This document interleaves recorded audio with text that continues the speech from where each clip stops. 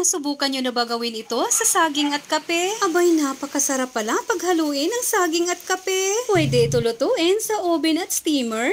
Sold na ang pangmeryenda. Kaya umpisahan natin agad dito sa ating 3 piraso ng saging na saba. Wala akong saging na lakatan, kaya ito na lang ang ginamit ko. Lagyan lang natin ng isang stick ng instant coffee, isang itlog, at half cup ng brown sugar. Pwede kayo mag-adjust sa asukal kung mahilig kayo sa matamis. I-mash lang natin ito gamit ang tinidor. Once okay na, pwede na natin ilagay ang half cup ng gatas at 1/3 cup ng melted butter or margarine.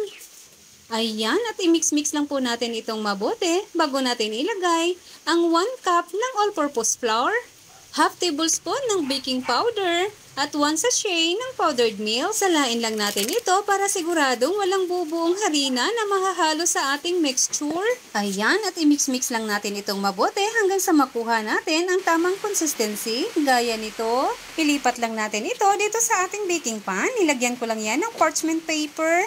Lutuin lang natin ito sa oven ng 180 degrees Celsius for 25 to 30 minutes. Pwede rin po ito sa steamer. Ayan, palamigin lang muna natin ito bago natin ito i-slice. Ang sarap pala ng kape sa banana cake. Madali lang gawin, kaya gumawa ka na rin. Huwag po kalimutan mag-follow and share. Maraming salamat hanggang sa susunod mga kakusina.